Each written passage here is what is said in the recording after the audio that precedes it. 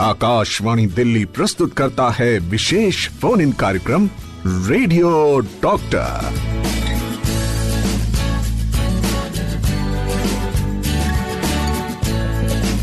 नमस्कार, टाइम है चाय टाइम और इस समय आप सुनते हैं प्रोग्राम रेडियो डॉक्टर।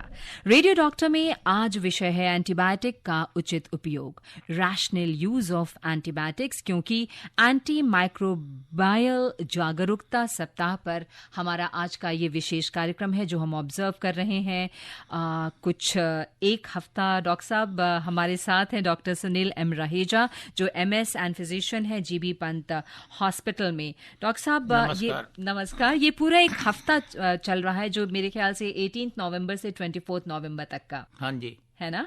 तो आपको सबसे पहले तो एंटी माइक्रोबायल क्या है, मतलब एंटीबायोटिक का अर्थ ही हम आम आदमी इंसान समझ जाएं तो ज्यादा अच्छा होगा। पहले एंटीबायोटिक एक सेट ऑफ ड्रग्स है जी, जो कि हमारे शरीर में जो भी हार्मफुल बैक्टीरिया जाते हैं उनके अगेंस्ट काम करते हैं। या तो उनको वो बैक्टीरिया को मार देते हैं एंटीबायोटिक, या उसका मल्टीप्लिकेशन को रोक देता है या स्लो कर देता है जी। तो एक ये ऐसा क्लास है जो कि बैक्टीरिया के अगेंस्ट कार्य करता है और वायरसेस के अगेंस्ट भी कुछ एक एंटीबायोटिक्स काम करते हैं। बेसिकली इनका अर्थ है कि जो भी लिविंग बैक्टीरिया है उसको मारना, उसके अगेंस्ट जो कार्य करता है उस पर्टिकुलर दवा को हम एंटीबायोटिक्स के नाम से पुकारते हैं। तो बस आप समझ गए होंगे कि क्या है हमारा आज का विषय। आप हमें फोन कर सकते हैं 011-23421080 और 23421084 पर।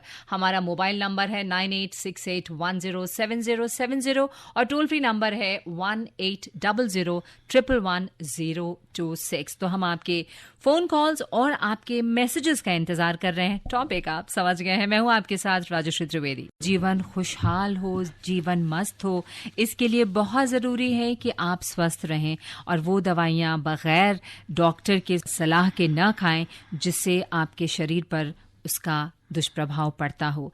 आज हम बात कर रहे हैं एंटीबायोटिक का उचित उपयोग विषय पर, रैशनल यूज ऑफ एंटीबायोटिक्स। हमारे साथ आज हमारे एक्सपर्ट हैं जीबी पंत हॉस्पिटल में MS and physician doctor Sunil M Raheja. और डॉक्टर साहब, इस बार world antimicrobial awareness week जो अभी हमने बताया कि 18 तारीख से 24 तारीख तक ऑब्जर्व किया जा रहा है, इसका उद्देश्य क्या है? ये WHO के द्वारा हर वर्ष एक नया थीम दिया जाता है जी, जो कि हमें मोटिवेट करता है कि हमें इस दिशा में जागरूक होके और बहुत अच्छे से आगे कार्य करने का आवश्यकता है जी।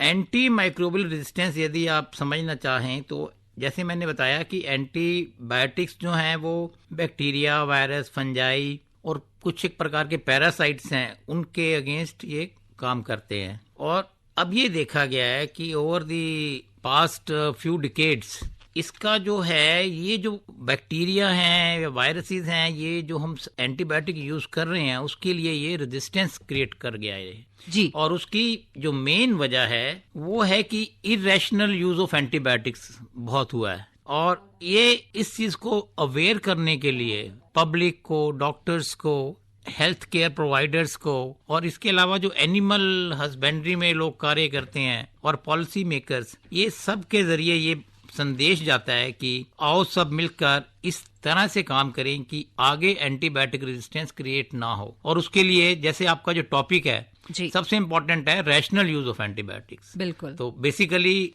If you come back to the circle, the basic aim remains the rational use of antibiotics to prevent the antimicrobial resistance. Let's work together. जैसे 2020 में भी जो स्लोगन था एंटी माइक्रोबायल्स हैंडल विद केयर, और उस वर्ष थीम था यूनाइटेड टू प्रिजर्व एंटी माइक्रोबायल्स। ये एंटी माइक्रोबायल्स हमारे शरीर में होता है डॉक्टर साहब? एंटी माइक्रोबायल्स और एंटीबायोटिक्स बेसिकली क्या है कि ये जैसे मैंने शुरू में बताया कि ये ड्रग क्लास ऑफ ड्रग है जो कि बैक्टीरिया को किल करता है या उनका मल्टीप्लिकेशन रोकता है। तो हमें इनको केयरफुली हैंडल करने की मतलब आवश्यकता है। कम से कम अगर बिल्कुल आम भाषा में बिल्कुल, समझने की आपको कोशिश करें तो एंटीबायोटिक बेसिकली वैसे भी शेड्यूल है, चैच 1 में आते हैं, तो हमें अपने आप से एंटीबायोटिक जब हम बीमार होते हैं, यदि आप देखिए आज एक डेटा बताता है कि 50% से अधिक होता है एंटीबायोटिक का मिसयूज, जी जहाँ पे उसकी आवश्यकता नहीं है और वो व्यक्ति ले रहे हैं। तो ऐसा इसलिए होता है, यदि आप देखें साधारण जब आपको कफ कोल्ड होता है, खांसी होती है, डायरिया होता है, ज्यादातर ये वायरल इन्फेक्शन होता है 70-80% केसेस में, तो इसमें एंटीबायोटिक का कोई रोल नहीं है। यदि आप लेंगे एंटीबायोटिक तो भी ये कॉमन कोल्ड 7 दिन में ठीक होगा, एंटीबायोटिक नहीं लेंगे तो भी 1 हफ्ते में ठीक हो जाएगा। This is very well said. तो यदि आप जहां इंडिकेशन नहीं है वहां एंटीबायोटिक ले रहे हैं, ठीक मात्रा में नहीं ले रहे, ठीक डोज में नहीं ले रहे, ठीक समय पे नहीं ले रहे, डॉक्टर की एडवाइस के बिना खुद ही एंटीबायोटिक लिए जा रहे हैं, आपको इंडिकेशन भी नहीं पता है कौन सा, क्योंकि हर एक एंटीबायोटिक अलग उसका इफेक्ट है। ग्राम पॉजिटिव बैक्टीरिया के अगेंस्ट अलग सेट ऑफ एंटीबायोटिक है, ग्राम नेगेटिव बैक्टीरिया के अगेंस्ट अलग सेट ऑफ एंटीबायोटिक्स है। Then there are first generation, second generation, third generation cephalosporins like that.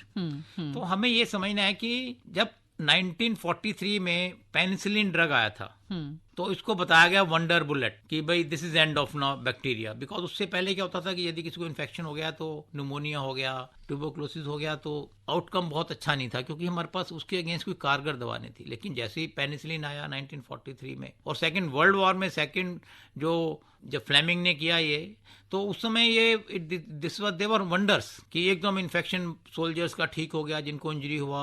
नहीं तो पहले क्या होता था, किसी अगर सोल्जर को या किसी को चोट लग गया तो वो इन्फेक्शन की वजह से उनके सेप्टिसीमिया और लाइफ को खतरा पैदा हो जाता था। लेकिन एकदम ये वंडर ड्रग था तो इन्होंने बोला वंडर बुलेट्स, इसके बाद हमें जरूरत नहीं। लेकिन देखा गया कुछ एक समय में बैक्टीरिया ने पेनिसिलिन के अगेंस्ट रेजिस्टेंस क्रिएट कर लिया। लेकिन हुआ यह कि 1943 और 1970 के बीच में इसके ऊपर बहुत कार्य हुआ, नए नए एंटीबायोटिक आए, नए नए क्लास ऑफ ड्रग्स आए, तो हम बैक्टीरिया के जो रेजिस्टेंस क्रिएट करने का कैपेसिटी था उससे आगे चल रहे थे। 70 और 87 के बीच में थोड़ा कम एंटीबायोटिक का रिसर्च हुआ, नया क्लास ऑफ ड्रग्स बहुत कम आया। 1987 में मेरोपेनम जो कार्बोपेनम ग्रुप ऑफ ड्रग्स है वो लास्ट क्लास ऑफ ड्रग्स है क्यों आया है। और हमें समझना है कि 1987 के बाद हमारे पास कोई भी नया क्लास ऑफ एंटीबायोटिक ड्रग्स नहीं आया है। 1987 के बाद जी, उसके बाद कोई इसके ऊपर ऐसा शोध नहीं हुआ अधिक हो। और हम ये देख रहे हैं कि जो बैक्टीरिया रेजिस्टेंस क्रिएट किए जा रहे हैं उसके लिए हमें नए एंटीबायोटिक्स की जरूरत है। लेकिन सबसे इंपॉर्टेंट बात है कि हम अगर रैशनल यूज करते हैं एंटीबायोटिक्स का जी, तो हम इस समस्या से निजात पा सकते हैं। बिल्कुल सही कहा आपने कि अगर रैशनल तरीके से, अगर हम उचित तरीके से इसका इस्तेमाल करें तो हम बच सकते हैं। क्या इसका हमारे शरीर पे इसका प्रभाव पड़ता है? आप सुन रहे हैं प्रोग्राम रेडियो डॉक्टर और आज हमारे डॉक्टर हैं doctor Sunil M Raheja, MS and physician, GB Pant hospital. Doctor साहब, अब ये बताएं कि अगर कोई एंटीबायोटिक बगैर डॉक्टर के सजेशन के या ऐसे भी, या फिर डॉक्टर भी अगर देते हैं, मुझे कई बार लगता है शायद ज़्यादा ज़रूरत समझ करके डॉक्टर्स भी दे देते होंगे कि जल्दी क्योर हो जाए इंसान, किसी को ट्रैवल करना है, किसी का ज़रूरी कोई काम है एंड वन वॉन्ट्स कि मैं जल्दी ठीक हो जाऊं, तो शायद वैसी भी स्थिति में कुछ होता होगा। तो क्या उसके साइड इफ़ेक्ट्स क्या पड़ते हैं हमारे शरीर पर? ये बहुत ही अच्छा प्रश्न है। इसके लिए जैसे हम ये एंटी माइक्रोबियल वीक मना रहे हैं जी, public awareness through education, communication and making them aware कि ये तो डबल एज स्वॉर्ड है कि हम इसलिए पब्लिक को एजुकेट करना चाहते हैं कि एंटीबायोटिक कोई साधारण दवाई नहीं है और यदि इसका ठीक से इस्तेमाल करेंगे तो आपको इससे लाभ मिलेगा। यदि आपका इसको ठीक से इस्तेमाल नहीं करते तो आपके शरीर में नुकसान भी दे सकते हैं। हर एक एंटीबायोटिक का साइड इफेक्ट्स है जिसमें कि रैश हो सकता है, नोजिया, वॉमिटिंग, एलर्जिक रिएक्शन सबसे बड़ी इंपॉर्टेंट बात है। सबसे जो कॉमन चीज है वो एलर्जिक रिएक्शंस है एंटीबायोटिक्स के लिए। और एलर्जिक जब हो जाता है तो क्या, तो लाइफ थ्रेटनिंग सिचुएशन भी क्रिएट हो सकती है। यदि आप देखें पेनिसिलिन से, जैसे आपने सुना है कि इंजेक्शन लगा, रिएक्शन हो गया, तो ये एलर्जी है। तो हमें खुद से ऐसे एंटीबायोटिक बिना डॉक्टर के सलाह के नहीं लेना चाहिए। और डॉक्टर्स के लिए भी मेरा अपने फ्रेंड्स को ये रिक्वेस्ट है कि आप भी थोड़ा सा इसको रैशनल तरीके से यूज करें। जब आपको श्योर है कि ये बैक्टीरियल इन्फेक्शन है या वायरस का है जिसके लिए हमारे पास कारगर एंटीबायोटिक है, और उसका इस्तेमाल करें। क्योंकि ये भी देखिए इसमें भी हम एम्पेरिकल थेरेपी देते हैं, हम एक डेफिनेट थेरेपी देते हैं कल्चर रिपोर्ट्स आने के बाद। तो डॉक्टर्स के लिए भी इंपॉर्टेंट हो जाता है कि एम्पेरिकल थेरेपी कब देना है, किस सिचुएशन में, और कौन सा क्लास ऑफ एंटीबायोटिक उसमें ज्यादा इफेक्टिव रहेगा। और जब आपके पास एक डेफिनेटिव कल्चर रिपोर्ट आ जाती है, जैसे आप देखते हैं यूरिन का इन्फेक्शन होता है, तो आप देखते हैं कि डॉक्टर आपको तकलीफ में है, पेशेंट को हम एम्पेरिकली पहले उसका यूरिन कल्चर भेजना चाहिए, जी। हमें देखना चाहिए कौन सा बैक्टीरिया है। बिल्कुल। अगर उसमें पॉजिटिव आ रहा है तो हमें उस पर्टिकुलर एंटीबायोटिक को पर्टिकुलर डोज में पर्टिकुलर ड्यूरेशन के लिए देना है, ताकि वो बीमारी का जो लास्ट बैक्टीरिया अंदर है वो क्लियर हो जाए। तो रेजिस्टेंस किस लिए क्रिएट हो रहा है? वो इसलिए हो रहा है कि ओवर द काउंटर आपने कुछ एंटीबायोटिक लिया, इंडिकेशन है नहीं, आपने या कुछ और दूसरी क्लास का एंटीबायोटिक ले लिया, कम मात्रा में लिया, कम ड्यूरेशन के लिया। तो यदि एक सेट ऑफ बैक्टीरिया है, उसमें जो तो सेंसिटिव बैक्टीरिया वो तो एंटीबायोटिक के जरिए रुक जाए, मल्टीप्लिकेशन रुक जाएगा, किल हो जाएगा। जी। लेकिन कुछ एक बैक्टीरिया के अंदर पैथोफिजियोलॉजिकल चेंजेस होते रहते हैं, ये हर जगह होता है। कोई भी पैथोजन अगर है तो कई बार मैंने सुना है कि लोगों को लूज मोशंस भी शुरू हो जाते हैं। डेफिनेटली बेसिकली एंटीबायोटिक की वजह से हमारा जो गट का फ्रेंडली बैक्टीरियाज हैं जी, वो भी मर जाते उनको हैं। भी डैमेज होता है, उनको भी नुकसान पहुंचता है, तो उससे भी एंटीबायोटिक इंड्यूस्ड डायरिया हो जाता है। तो इसलिए हम कहते हैं कि वजह है रेजिस्टेंस क्रिएट होने की कि आपने इन अप्रोप्रिएट डोज लिया, इन अप्रोप्रिएट इंडिकेशन पे लिया, ड्यूरेशन पे लिया, तो वो जो कुछ एक बैक्टीरिया बच जाते हैं जिनके अंदर पैथोफिजियोलॉजिकल चेंजेस हो रहे हैं, वो रेजिस्टेंस बैक्टीरिया बन जाते हैं धीरे धीरे। अच्छा। और जब ये बैक्टीरिया एनवायरनमेंट में आएगा, एक से दूसरे व्यक्ति में, तीसरे में, उधर से भी कहीं और से भी रेजिस्टेंस बैक्टीरिया आ रहा है इसी तरह से, तो ये मिल के एक बहुत ही डेडली कॉम्बिनेशन बन जाता है। और यही है कि इसी वजह से यदि आप देखें अभी बीटा लैक्टेमेज रेजिस्टेंस बैक्टीरिया आ रहे हैं, स्टेफिलोकोकस और ये सारी जो डिफिकल्ट टू ट्रीट बैक्टीरिया है, हम हॉस्पिटल में देखते हैं कि हमें हाई एंड एंटीबायोटिक देना पड़ता है कई बार पेशेंट्स को, क्योंकि वो साधारण या रूटीन जितने भी एंटीबायोटिक्स हैं सबसे वो रेजिस्टेंस बन गया बैक्टीरिया में। और ये भारत में ही नहीं, पूरे विश्व में ये बहुत बड़ी समस्या तो है। क्या ये हमारे किडनी वगैरह को भी डैमेज करते हैं डॉक्टर साहब? डेफिनेटली हर एक एंटीबायोटिक का एक साइड इफेक्ट है, जैसे कि अमीनोग्लाइकोसाइड्स हैं जिसमें कि अमीकासिन, जेंटामाइसिन है। यदि आप इनको यूज कर रहे हैं तो ये किडनी को डैमेज कर सकते हैं। इसके अलावा आपको ऑटो कान का भी डैमेज कर सकते हैं, सुनने की शक्ति को कम कर सकते हैं। तो ऑटोटॉक्सिक भी हैं, नेफ्रोटॉक्सिक भी हैं। कुछ एक एंटीबायोटिक हेपाटोटॉक्सिक है, लीवर को डैमेज कर सकता है। कुछ एक एंटीबायोटिक आपका जो है रैश, एलर्जी कर सकता है, inflammation, diarrhoea, abdominal discomfort, nausea, vomiting. यानी इन नटशेल बहुत ही तो खतरनाक साबित हो सकता बिल्कुल है। हमें, जैसे मैंने शुरू में बताया कि ये डबल एज स्वॉर्ड है, ठीक से इस्तेमाल करेंगे ये हमारी लाइफ सेविंग ड्रग है। I must say they our life saving drugs, लेकिन गलत इस्तेमाल से ये हमारे शरीर को नुकसान दे सकती हैं, बहुत नुकसान पहुंचा सकता है। इसलिए आपसे विनम्र निवेदन है कि भाई ये जो दवाइयां हैं एंटीबायोटिक्स, बगैर डॉक्टर के सजेशन के तो आप हाथ भी न लगाएं। आप सुन रहे हैं विशेष फोन इन कार्यक्रम रेडियो डॉक्टर। Welcome back. मेरी बात के माने दो, जो अच्छा लगे उसे अपना लो, जो बुरा लगे उसे जाने दो। तो बुरी बात तो हम यहाँ पे करती नहीं, हम सिर्फ अच्छी ही बात करते हैं और आपको ये बता रहे हैं कि भाई इस तरह की दवाइयाँ जो एंटीबायोटिक्स है आपके लिए कितना खतरनाक साबित हो सकता है। तो बस मेरी बात के माने एक ही हैं। और ये अनिमेश कुकरेती जी का मैसेज आया डॉक्टर साहब बंगाली कोठी देहरादून से। लिखते हैं कि कोरोना काल के पश्चात कोविड वैक्सीनेशन हुआ है, क्या इसके बाद भी कोविड की एंटीबायोटिक दवा मार्केट में उपलब्ध हुई है या नहीं? यदि है तो कौन सी दवा हमें लेनी चाहिए जब कोविड के सिम्टम्स हों? कृपया मार्गदर्शन करें। सबसे इम्पॉर्टेंट है, यदि आपको कोविड के सिम्टम्स हैं जिसमें कि ड्राई कफ, खांसी, सिर में दर्द, बुखार, बॉडी शरीर में दर्द होना, नोजिया, वॉमिटिंग, डायरिया होना, अगर ऐसे लक्षण आते हैं, आपको जरूरी है कि नियरेस्ट हेल्थ केयर फैसिलिटी में जाएं, अपना जांच कराएं और यदि आप कोविड पॉजिटिव पाए जाते हैं तो इसके लिए एक कोविड ट्रीटमेंट गाइडलाइंस बनाई हुई हैं जिसमें कि माइल्ड, मॉडरेट, सीवियर कोविड का अलग अलग ट्रीटमेंट गाइडलाइंस हैं। तो आपको इम्पॉर्टेंट बात ये समझना है कि आपको कोविड के लिए खुद से कोई एंटीबायोटिक नहीं लेना है, क्योंकि यदि आपको वैक्सीनेशन हो गया है तो हो सकता है कि आपको बहुत ही माइल्ड इन्फेक्शन हो। ये देखा गया जिनको वैक्सीनेशन हुआ है जी, उनमें 90-95% केसेस में तो इतना माइल्ड इन्फेक्शन होता है कि जैसे कॉमन कोल्ड की तरह सही होता है। तो कुछ भी लेने की जरूरत नहीं है, सिर्फ आप एक हफ्ते में ठीक हो जाएंगे, गर्म पानी, स्टीम, थोड़े से जिंक एंड विटामिन सी लेने से ही। और अगर आपको सीवियर इन्फेक्शन हुआ है तो उसका इंडिकेशन अलग है।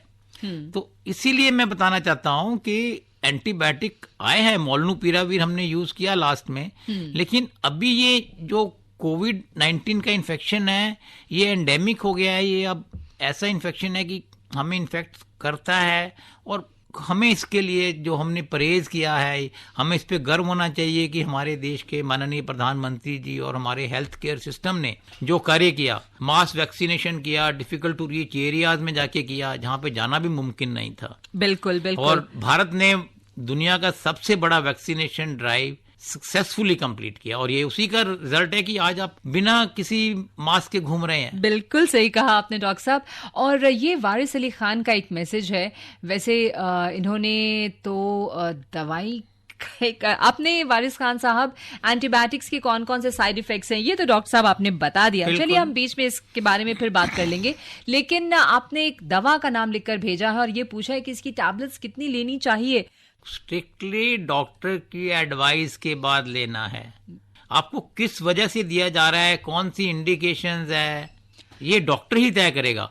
तो मेरी आपसे यही रिक्वेस्ट है, बल्कि सभी से ये रिक्वेस्ट है कि एंटीबायोटिक को आप खुद से ना लें, ओवर द काउंटर भी ना खरीदें। और यदि आपको किसी डॉक्टर ने एंटीबायोटिक की दवा दी है और आपका कोर्स पूरा हो गया है, होता क्या है कि कुछ गोलियां घर में भी बच जाती हैं, 2, 4, 6, 10 गोलियां, एक पत्ता बच गया। अगली बार यदि घर में या किसी फ्रेंड को कुछ इन्फेक्शन हुआ, फीवर आया, तो उसको भी वो आपने पत्ता पकड़ा दिया कि यार मैं तो इससे ठीक हुआ, आप भी इसको ले लीजिए। बिल्कुल। तो ये बहुत ही गलत प्रैक्टिस है। इसीलिए ये एंटीबायोटिक वीक मनाया जा रहा है, अवेयरनेस करने के लिए, जागरूक करने के लिए, एजुकेट करने के लिए, और इसके लिए जन भागीदारी बहुत जरूरी है। और मैं आपको भी बधाई देता हूं कि आपने इतना इंपॉर्टेंट टॉपिक आज के लिए टच किया है, जो कि बहुत ही महत्वपूर्ण है।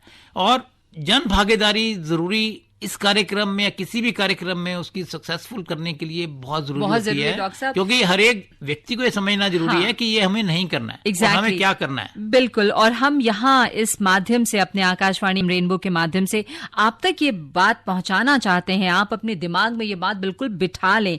और वैसे भी 18 तारीख से 24 तारीख तक पूरा एक हफ्ता हम इसको इस जागरूकता अभियान को लेकर चल रहे हैं। पूरे 9 दिन आप भी अपने आसपास जो आपके मित्र हैं, दोस्त हैं, पड़ोसी हैं, क्लासमेट हैं, बैचमेट हैं, उनको ये बताएं कि भाई बगैर डॉक्टर की सलाह के किसी भी तरह का एंटीबायोटिक का सेवन बिल्कुल नहीं करें। डॉक्टर साहब आपने बताया कि किडनी पर, लिवर पर, इन सब पे असर करता है। कई बार लोगों को लूज मोशंस हो जाते हैं। इस तरह की चीजों से आप अपने आप को बचा सकते हैं। भाई जो एक्सपर्ट है उसके पास जाए ना। आप किसी ने अगर ये दवा खाई है और आप उससे पूछ के वो दवा खा लेंगे, तो फिर तो किसी को हमने ABCD पढ़ाई कर ली है, बस आप मुझे पढ़ा दें, तो ये सफिशिएंट नहीं होता है। आपको स्कूल जाना जरूरी होता है, और जब आप स्कूल जाएंगे तभी आपको वहां से पूरी शिक्षा मिलेगी। तो एक डॉक्टर जो इतनी पढ़ाई करके यहां पहुंचे, आप चाहते हैं कि आपका मित्र कोई आपको बता दे और आप वो दवा खा लें। अब एक मैसेज आया है कि टैबलेट बेप्लेक्स फोर्टे, क्या ये मुंह के छालों के लिए सही दवाई है? ओ माय गॉड, हमारे तो अभी डॉक्टर साहब की नाम बता दें। बिल्कुल ऐसा दवा कोई भी आप खुद से ना लीजिए। मुंह के छाले की वजह कुछ भी हो सकती है। बिल्कुल। आपको हो सकता है कोई किसी दवा से रिएक्शन हो गया हो, या टंग बाइट हो, या अगर आप तंबाकू का सेवन करते हैं तो उसकी वजह से अल्सर्स हो जाते हैं। तो कैंसरस भी हो सकता है, मुझे कहना नहीं चाहिए, मुंह का छाला। बिल्कुल। यदि आप तंबाकू मुंह से खाते हैं, गुटखा खाते हैं, छैनी खाते हैं, तो ये चीजें आपको एक बार डॉक्टर के संपर्क में जाना चाहिए प्रॉपर। इसके लिए लोकल एप्लीकेशन की दवाई है, फिर प्रोबायोटिक्स हैं, विटामिन B कॉम्प्लेक्स की टेबलेट्स आती हैं, और आपका जो पेट का जो सिस्टम है उसको भी वो ठीक करने का अलग से हमारे पास प्रोबायोटिक्स हैं, ये सारी चीजें हैं। तो बिल्कुल हम सेल्फ मेडिकेशन से बचना चाहिए। इसके बारे में हम बातचीत करते रहेंगे। आप सुन रहे हैं विशेष फोन इन कार्यक्रम रेडियो डॉक्टर। Welcome back. आप सुन रहे हैं प्रोग्राम रेडियो डॉक्टर, और हमारे साथ हैं आज डॉक्टर सुनील M. रहेजा, जो MS एंड फिजिशियन है GB पंत हॉस्पिटल में।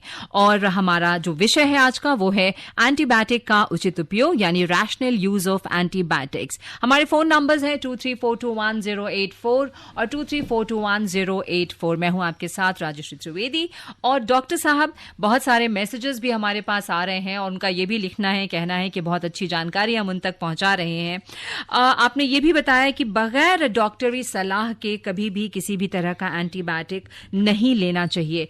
मुझे थोड़ी सी उत्सुकता इस बात की हो रही है आपसे जानने की कि ये जो हमारे ये जो बॉडी में सेल्स होते हैं जो भी एंटीबायोटिक लेने से जो मर जाते हैं, उनको फिर से तैयार होने में या इसमें कितना वक्त लगता है? बिकॉज बहुत सारे वो एंटीबायोटिक्स जो हमारे रेजिस्टेंट वाले होते हैं वो कहते हैं कि वो मर जाते हैं, इसलिए नहीं लेना चाहिए एंटीबायोटिक टैबलेट्स इतना। डेफिनेटली आपका ये बहुत अच्छा पॉइंट है कि एंटीबायोटिक हमें अननेसेसरली बिना वजह एक्सेस मात्रा में जी तो बिल्कुल नहीं लेना चाहिए जी। और एंटीबायोटिक कई प्रकार से दिया जाता है। आप ओरल मुंह के जरिए ले सकते हैं, एंटीबायोटिक आप इंजेक्शंस के जरिए ले सकते हैं, एंटीबायोटिक आप इनहेलेशन के थ्रू भी लेते हैं, कुछ एक एंटीबायोटिक ऐसे भी हैं, और कई बार हम एंटीबायोटिक को लोकल एप्लीकेशन जैसे क्रीम लोशन की तरह भी इस्तेमाल करते हैं जी। तो ये डिफरेंट रूट्स हैं एंटीबायोटिक्स के जी। और हमें ये देखना है कि ये तो डॉक्टर ही डिसाइड करेगा कि आपको कौन सा एंटीबायोटिक किस तरीके से ज़्यादा फायदा करेगा। और यदि आप देखें एंटीबायोटिक का भी अलग अलग क्लास है, ग्राम पॉजिटिव बैक्टीरिया के लिए अलग है, ग्राम नेगेटिव बैक्टीरिया के लिए अलग है। कुछ एक एंटीबायोटिक ऐसे हैं कि जो कि हमारे CSF में एंटर ही नहीं कर पाते, तो यदि आप उनको ले रहे हैं तो फायदा नहीं होगा। कुछ एक एंटीबायोटिक ऐसे हैं कि जो लीवर के थ्रू एक्सक्रीट होते हैं, उनका कौन से इन्फेक्शन में ज्यादा इफेक्टिव रहेगा। कुछ एक एंटीबायोटिक यूरिन में ज्यादा एक्सक्रीट होते हैं जी, तो वो यूरिन के इन्फेक्शन में कौन सा एंटीबायोटिक देना है, किस मात्रा में देना है जी। आपका यूरिन का कलर भी चेंज हो जाता है कुछ एक एंटीबायोटिक से। तो ये सारी बातें एक डॉक्टर जो कि इतने साल पढ़ाई की है, जिसने कि जो एक्सपर्ट हैं, आपको उनकी सलाह के जरिए ही लेना चाहिए। और इसके अलावा जो एंटीबायोटिक पोल्ट्री में जो होता है, हमें उसका भी ध्यान देना है, क्योंकि पोल्ट्री में भी लोग एंटीबायोटिक का काफी इरेशनल यूज कर रहे हैं, वहां से भी रेजिस्टेंस क्रिएट हो रहा है। तो ये सारी चीजें पॉलिसी मेकर्स को तो इस तरफ ध्यान दे रहे हैं, लेकिन हमें A to Z ground level पे ये सब चीजों को ठीक करना है। Public awareness, public education, cooperation, भागीदारी, ये सारी चीजें जरूरी हैं। और एंटीबायोटिक का रेजिस्टेंस ना क्रिएट हो, ये हम सबके लिए आने वाले कुछ दशकों में लाइफ सेविंग हो सकता है। यदि आप देखें तो 2019 में 12,70,000 डेथ सिर्फ इसलिए हो गया कि एंटीबायोटिक रेजिस्टेंस बैक्टीरिया से वो व्यक्ति इन्फेक्ट हो गया। ओहो, it's a big number, 1.27 million.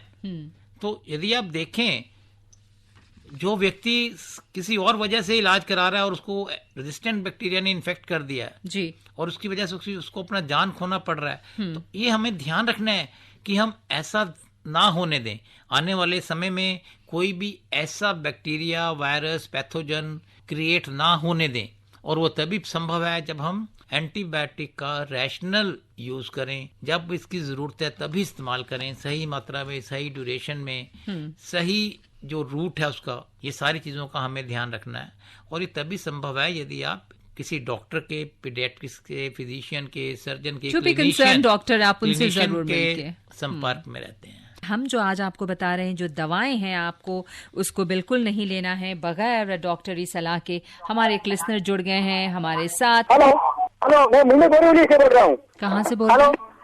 Mumbai से बोरीवली से, मुंबई जी, से। क्या नाम है आपका?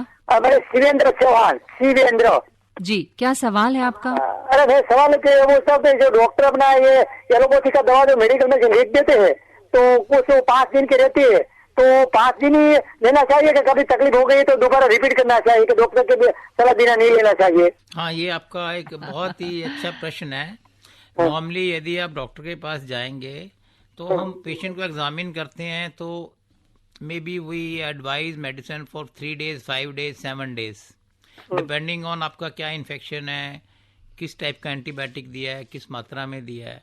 और उसके बीच में हम लोग डॉक्टर को रिव्यू करना चाहिए, और आपको भी एज ए पेशेंट, अच्छे पेशेंट के तरीके से, यदि आपने 5 दिन वो दवा लिया है तो एक बार डॉक्टर जो आपको ट्रीट कर रहा है उसके संपर्क में जाके एक बार रिव्यू करना चाहिए। यदि बहुत आवश्यक होगा तो डॉक्टर साहब हो सकता है उसको और 2 दिन या 3 दिन या 5 दिन बढ़ा दें, या फिर 5 दिन के बाद यदि आप बिल्कुल ठीक हो गए हैं तो और एंटीबायोटिक या और दवा देने की जरूरत नहीं है तो मना कर दें। तो ये आपका बहुत ही महत्वपूर्ण प्रश्न है, और आपको जितना ड्यूरेशन बताया गया है उस समय टाइम से दवा लेना चाहिए। और यदि आपका कोई डोज मिस हो गया है, क्योंकि मैंने ये देखा कि अक्सर ये मेरे से प्रश्न पूछा जाता है कि डॉक्टर साहब ने सुबह शाम दवाई लेने को बोला था, यदि मैं सुबह की दवा लेना भूल गया हूं तो क्या मैं शाम को डबल डोज ले लूं? आपको ऐसा नहीं करना है। यदि आपने सुबह का डोज मिस कर दिया है तो शाम को जो डोज आपको बताया गया है जिस मात्रा में वही डोज लेना है, डोज को डबल नहीं करना है, क्योंकि उससे आपका बेनिफिट कम होने का चांस है, साइड इफेक्ट होने के चांसेस बढ़ जाते हैं। जैसे हमने बताया कि किडनी पे इफेक्ट कर रहा है या लिवर कान पे में, कर रहा लिवर है। पे। जी। तो हमें ये चीज को ध्यान में रखना है कि जो सही मात्रा में सही डोज है उचित समय पर खाली पेट लेना है या खाने के बाद लेना है, ये सारी बातें डॉक्टर के द्वारा समझाई जाती हैं और डॉक्टर हमें साहब उसका ध्यान रखना जी बिल्कुल। और अभी जैसे इन्होंने पूछा कि अगर वो नहीं ठीक होता तो आप फिर जाएं डॉक्टर साहब के पास 3 दिन के बाद। आपको 5 डेज या 3 दिन के बाद डॉक्टर के संपर्क में जाके इसको रिव्यू करेंगे डॉक्टर साहब, और हो सकता है वो एंटीबायोटिक चेंज करें, या आपका उन्होंने यदि कल्चर रिपोर्ट कराया है, क्योंकि हम देखते हैं कई बार सेंसिटिविटी कौन से जी। बैक्टीरिया के लिए कौन सी एंटीबायोटिक की है, तो बिल्कुल। हो सकता है उस हिसाब से हम चेंज करें। जैसे मैंने बोला हम शुरू में एम्पेरिकली ट्रीट करते हैं कि हमें एक्सपीरियंस है कि ये वाले गले में ये वाला ग्राम पॉजिटिव में ये एंटीबायोटिक अच्छा है। जी कई बार हम न्यूमोनिया का पेशेंट है तो उसका कल्चर, ब्लड कल्चर लेना पसंद करेंगे। बिल्कुल। टाइफाइड का पेशेंट है, एंटेरिक फीवर का पेशेंट है, उसका ब्लड कल्चर हम देखना चाहते हैं कि कौन सा एंटीबायोटिक ज्यादा कारगर है। जी क्योंकि कुछ एक जैसे मैंने बताया, अब एंटेरिक या फीवर या टाइफाइड जिसको हम कहते हैं साधारण भाषा में, उसमें भी काफी रेजिस्टेंस क्रिएट हो गया क्योंकि इरेशनल यूज हुआ पीछे बिल्कुल काफी बिल्कुल। कुछ दशकों में। तो हमें ये देखना पड़ता है कि कौन सा एंटीबायोटिक ज्यादा कारगर होगा, कितने समय तक देना है, ये सारी बातें एक डॉक्टर ही बता सकता है। बहुत बहुत शुक्रिया हमसे बहुत बहुत शुक्रिया आपका, thank you thank you doctor साहब। इसी से जुड़ा हुआ एक और सवाल है जो हमें लिखकर भेजा है सुभाष नगर से रघुविंदर जी ने, और ये जानना चाहते हैं कि कोई पेशेंट गलती से एंटीबायोटिक की ओवरडोज ले ले तो उसकी रिकवरी के लिए कौन सी एंटीबायोटिक मेडिसिन देनी चाहिए? हाँ, यदि आपने गलती से एंटीबायोटिक ओवरडोज ले लिया है तो घबराए नहीं, पहली बात है। पैनिक क्रिएट ना करें। उसकी वजह यह है कि हम कोई भी अगर मार्केट में दवाई आती है पब्लिक की डोमेन में, तो उसका एक हम T-half और उसका एक रेंज ऑफ सेफ्टी होता है। तो आपको ऐसे समय में डॉक्टर के संपर्क में रहना चाहिए, और दूसरा चीज अपना बॉडी का हाइड्रेशन को बेटर कर लेना चाहिए। क्योंकि यदि वो किडनी पे असर डाल रही है, लिवर पे असर डाल रही है, और आपने पानी अधिक पी लिया है, हाइड्रेशन मेंटेन कर लिया है, तो आपको ज़्यादा सीरियस साइड इफेक्ट होने के चांसेस बहुत कम है। यहाँ पर हम लेते हैं फिर छोटा सा ब्रेक। दूसरी चीज ये भी है कि जी। एंटीबायोटिक दवा जो है जी या कोई भी दवा है वो आप बच्चों के से दूर रखिए। यदि घर में छोटा बच्चा है 1-2 साल का, क्योंकि हम देखते हैं कि बच्चे की टेंडेंसी होती है कुछ भी मुंह में डाल लेता है, तो आपको इस चीज का भी ध्यान रखना है। यदि आप गर्भवती महिलाएं हैं तो उसमें काफी सारी एंटीबायोटिक्स और बाकी दवाइयां भी नहीं लेना चाहिए जो कि आपके जो अंदर बच्चा है उसको नुकसान दे सकती हैं, फिटस को। तो ये सारी चीजें बहुत इंपॉर्टेंट है। ग्रोइंग चिल्ड्रन है उनमें कुछ एक क्विनोलॉन्स क्लास ऑफ ड्रग्स है, सिप्रोफ्लॉक्सासिलिन, कार्टिलेज का ग्रोथ रोक सकती है, बच्चे का हाइट को रोक सकता है। तो इसीलिए हम कहते हैं कि हमें एक एक्सपर्ट के द्वारा ही इनका रैशनल यूज करना चाहिए, दवाई लेनी चाहिए। हम यहाँ पर लेते हैं छोटा सा ब्रेक। आप सुन रहे हैं विशेष फोन इन कार्यक्रम रेडियो डॉक्टर। Welcome back. आप सुन रहे हैं प्रोग्राम रेडियो डॉक्टर, और हमारा आज का आखिरी प्रश्न है डॉक्टर साहब आपसे, why the resistance to antibiotics is increasing and why it is important to use this antibiotics in a very rational way? very important question, I think, because there is a irrational use of antibiotics in the last few decades, and because of that we are getting resistant bacteria. Okay. As I told you in the very beginning, when we are using antibiotic not in the proper dose, duration, and not for the right indication, the bacteria undergoes pathophysiological changes and it becomes resistant to that particular antibiotic. So that particular antibiotic will not be effective against this bacteria. Achha. And as I told you in the beginning, जी since 1987, there is no new class of drugs. जी So we are totally dependent on what antibiotic class of drugs we had in 1987 till date. जी And to be very honest, even at present, there is hardly any chance that in the coming few decades or years we will get some new class of antibiotics. जी So at the same time, because of the irrational use of antibiotic, the bacteria pathogens are getting resistant. So there is a indication that by 2050, if we don't change the scenario, we will again be left with no antibiotic which will be effective against these bacteria or pathogens. So we will be back to square 1943. Oh my God. So that thing should not happen. बिल्कुल And बिल्कुल. for that, everyone has to come together, use the antibiotics rationally when they are indicated, under the advice of a clinician, physician, surgeon, pediatrician, in the right dose, right duration, at the right time, in the right way. So public awareness is one, their attitude and practice should also be there. बिल्कुल So, बिल्कुल. in involvement of each and every individual, public, most important, doctors, private sector, public sector, farms and poultry, because antibiotics are being used there also. We have to work as a team. Government is doing its part by creating awareness, like you are creating a program today. जी. So we are doing. But at the same time, the listener should also be sensitive about it. बिल्कुल जो And उन्होंने they should सुना. implement. Exactly. It should come into their action, not in बिल्कुल, words. बिल्कुल. So that is all I think I would like to convey. Please act rationally, use antibiotic judiciously. Doctor साहब एक छोटा सा सवाल कि क्या हमारे खान पान का या हमारे इम्यून सिस्टम से भी इसका कोई नाता है कि अगर इम्यून सिस्टम बहुत ठीक है तो हमें जो एंटीबायोटिक का जो बुरा प्रभाव पड़ता है, ऑफ कोर्स बहुत ज़्यादा आप खाएंगे तो होगा, इसीलिए आज हम इस पे बात कर रहे हैं कि रैशनल यूज हो, तो क्या है इसका कोई कनेक्शन? हाँ, देखिए, आपको जरूरी है कि अपना बॉडी का इम्यून सिस्टम दुरुस्त रखें, जैसे हमने कोरोना में बताया जी, क्योंकि देखिए ये एक बहुत ही इम्पोर्टेंट आपने पॉइंट रेज किया है जी, कि अगर हमारे बॉडी के अंदर एक डिफेंसिव मैकेनिज्म ऑलरेडी भगवान ने दिया है। बिल्कुल। जैसे ही हमारे शरीर में वायरस बैक्टीरिया जाता है, हमारे शरीर के अंदर एकदम एंटीबॉडीज क्रिएट होती हैं और वो उस बैक्टीरिया और वायरस को वो खत्म कर देती हैं। It is like war like situation. बिल्कुल। सो अगर आपका इम्यून सिस्टम बहुत दुरुस्त है तो हमें ऐसा आशा करना चाहिए, उम्मीद करना चाहिए कि हमें इन्फेक्शन के चांसेस कम है। एट द सेम टाइम हमें एनवायरनमेंट हाइजीन और पर्सनल हाइजीन का ध्यान रखना है। यदि आप हाथ धोते रहते हैं, अननेसेसरली अपने मुंह को, नाक को, आंख को टच नहीं करते, यहाँ वहाँ हाथ को, जैसे डोर हैंडल को टच किया आपने, कंप्यूटर शेयर किया, सेल फोन शेयर किया, पेन को शेयर किया, तो उसके जरिए भी ये पैथोजेंस बैक्टीरिया एक से दूसरे व्यक्ति में जा सकते हैं, बैक्टीरिया वायरसेस, जैसे हम कोरोना में कहते थे। यदि हम एनवायरमेंट हाइजीन, पर्सनल हाइजीन का ध्यान रखें, लाइक आपका डोर हैंडल है उसको सैनिटाइज करते रहें, टैप्स को, कंप्यूटर के टेबल टॉप्स को, कंप्यूटर्स को, हैंड को वॉश करते बहुत रहें। जरूरी है। स्वच्छता is the key here, that is the key here. और खाने पीने का ध्यान रखें, व्यायाम, थोड़ा सा योग प्राणायाम कर योगा करें, 1 घंटा आप अपने शरीर को अवश्य दीजिए, उससे हमारा इम्यून सिस्टम ट्रिगर होता है। नींद पूरी लीजिए, खुश रहिए, दुरुस्त रहिए और मुस्कुराते रहिए। Thank you so much doctor Sunil ji हमारे स्टूडियो में आने के लिए और हमारे लिसनर्स से इतने अहम विषय पे बात करने के लिए। दोस्तों, हमारे साथ थे डॉक्टर सुनील एम रहेजा, जो MS and physician GB Pant hospital हैं।